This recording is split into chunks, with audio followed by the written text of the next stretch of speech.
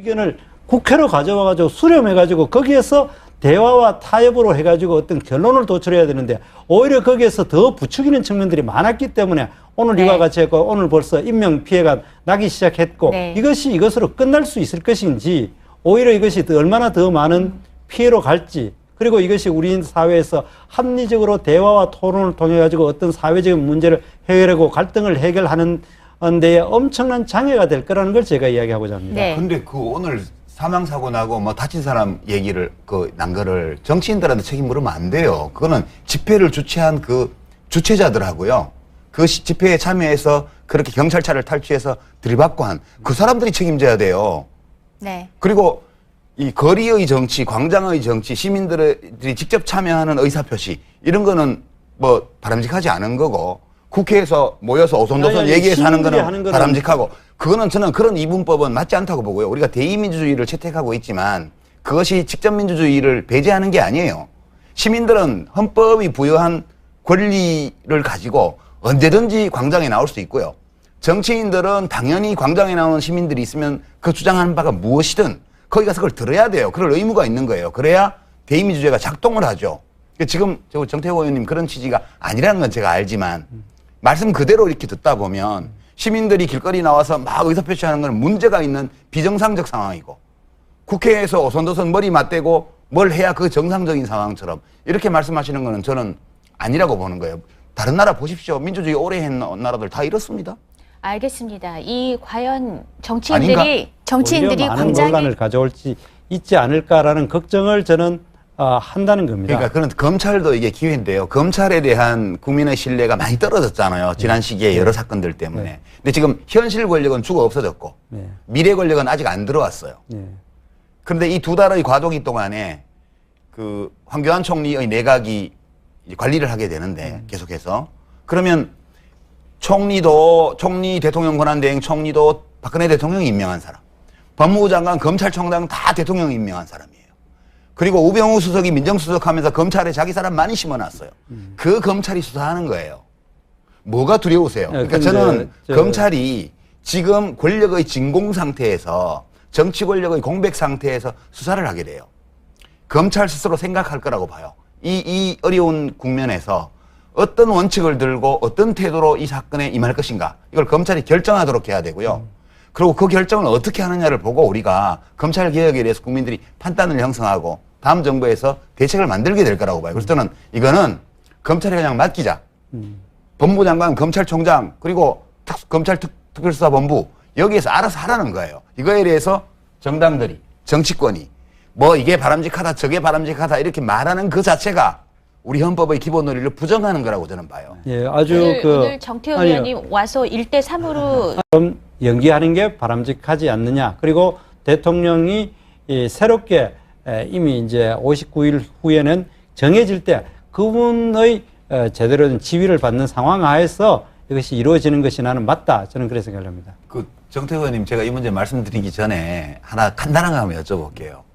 검찰이 그냥 법대로 내일 뭐 출국 금지하고 그죠? 나가면 안 되니까 출국 금지하고 그다음에 출도 요구서 보내고 이렇게 법대로 갔다고 칩시다. 보통의 그 시민들이 범죄 혐의를 받고 있을 때 검찰이 밟는 일반적 절차에 따라서 시작했다고 합시다.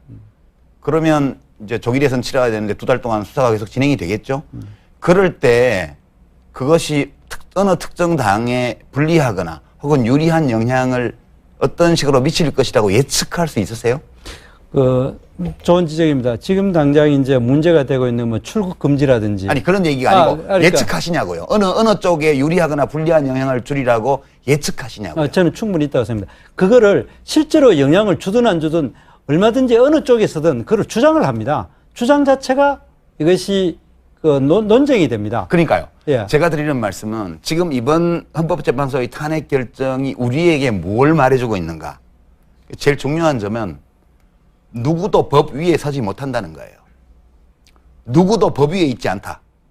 현직 대통령일지라도 헌법과 법률을 위배하면 쫓겨날 수 있다. 이걸 보여준 거거든요. 예. 이것이 민주주의의 기본 정신이에요. 그러면 검찰이 수사를 지금 당장 뭐 정상적으로 진행을 할 때 그것이 어느 당, 어느 정치 세력에게 어떤 유불리를 안겨줄지는 아무도 예측 못해요, 지금. 불확실한 거예요. 어떤 주장은 할 수는 있지만 그 주장을 증명할 수 있는 근거는 하나도 없습니다. 이제 그런 조건에서 이런저런 추측과 억측을 이유로 해서 누구도 법 위에 서지 못한다는 이 민주주의의 대원칙, 법치주의의 대원칙을 그런 정치적 손익계산 밑에 종속시키겠어요?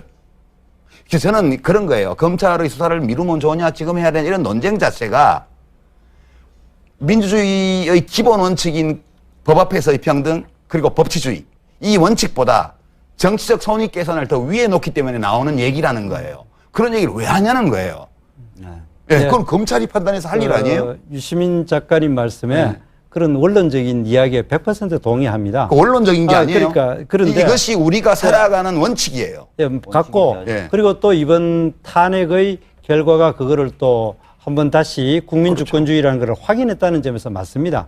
그러나 제가 이야기하고자 하는 바는 과연 이제까지 검찰 수사가 그런 식으로 돼 왔느냐. 물론 앞으로 잘하면 되지 않느냐라고 우리가 두 분이 이야기한다면 저도 100% 동의를 할 부분입니다만은 그러나 대선 과정이라는 과정에 있어서는 없던 이야기도 만들어내고 페이크 뉴스도 만드는 이런 상황에서 과연 우리 그 유시민 작가님 이야기듯이 그렇게 공정하고 공명정대하게 법 앞에 모든 시민들이 바로 직전 대통령일지라도 평등하다는 것을 보여줄 수 있겠느냐.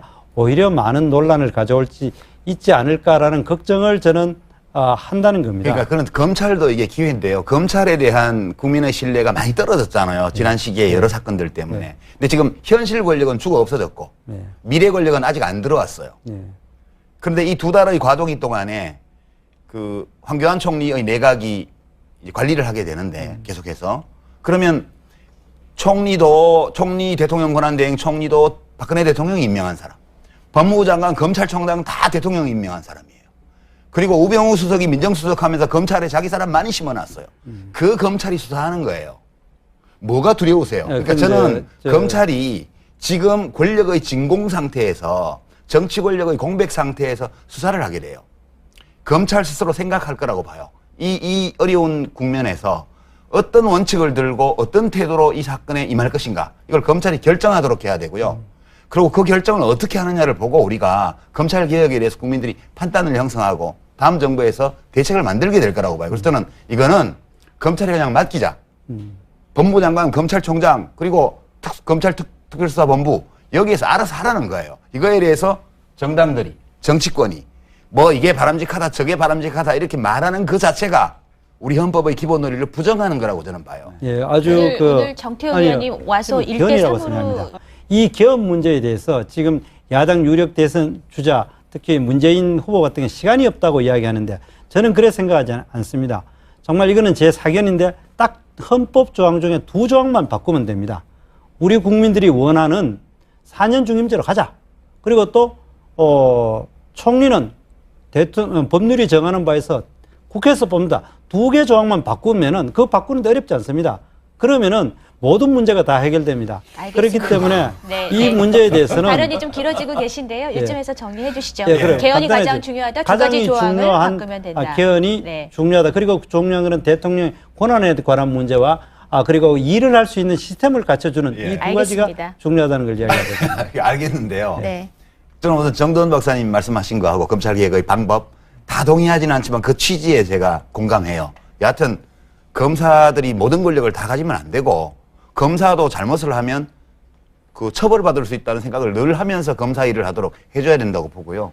또 박주민 의원님이 말씀하신 그런 여러 가지들, 언론개혁, 재벌개혁, 이거 다 저도 공감합니다. 근데 이제 개헌에 관해서 이제 한 말씀 드리고 싶은 게 헌법이 잘못해서 이 사태가 났나요? 헌법에 죄가 있어서 이 사태가 났어요? 그리고 전직 대통령 한 분 돌아가신 분이 헌법이 잘못돼 있어서 돌아가셨어요? 후임자가 구박해갖고 돌아가신 거 아니에요? 지금 이명박 정부 아래에서 박근혜 정부 아래에서 벌어진 많은 일들이 헌법의 잘못이 아니고 헌법을 제대로 운용 안 한 잘못이에요. 대통령이 헌법을 안 지켜서 탄핵이 됐는데 헌법이 잘못됐으니까 헌법을 고치자고 얘기하는 거예요, 지금. 이게 말이 된다고 생각하세요? 저는 개헌 필요해요. 우리 모든 나라의 헌법은 기본권 조항이 한 덩어리가 있고 권력 구조가 한 덩어리가 있잖아요. 근데 지금 말씀하시는 거는 기본권 조항 이런 거 다 내버려 놓고 대통령 4년 중임제로 바꾸고 그리고 국무총리를 통해서 내각을 구성하고 내치를 담당할 권한을 국회의원들이 가지겠다는 거 아니에요. 언제 국민들이 걸으라고 그랬습니까? 국회의원들은 대통령보다 뭐가 잘났어요? 저는 이거는 논의할 가치가 있는 일이라고 생각을 하지만 지금 무슨 5월 9일로 지금 다 추측이 되는데 2달 만에 지금 후보 정하고 대통령 선거 치러서 지금 국정을 새로 다 잡아야 되는 판국에 너무 한가한 얘기 아니에요? 그런 문제가 있다 하더라도 그거는 지금 새 정부 뽑아놓고 그리고 논의하면 되죠. 그래서 뭐 문재인 대표 전 대표 얘기하는 것처럼 내년 지방선거 때 돈 안 들이고 같이 하면 되잖아요. 그 기간에 국회가 충분한 시간을 가지고 책임성 있게 개헌안을 만들어내고요. 그렇게 하면 되지. 뭐가 급해서 지금 이 판국에 이 대통령이 헌법 안 지켜서 탄핵당한 사태 앞에 와가지고 대통령을 비난을 안 하고 오히려 대통령은 감싸면서 헌법 잘못이라고 그러는 게 이게 헌법이 말을 못해서 그렇지 헌법이 입이 있으면 정말 주먹 쥐고 나올 것 같아요. 나 억울하다고. 정 의원님 안 그래요? 반론하셔야 되겠는데요. 예. 네. 그 헌법의 문제가 아니고 개인의 문제라고 했는데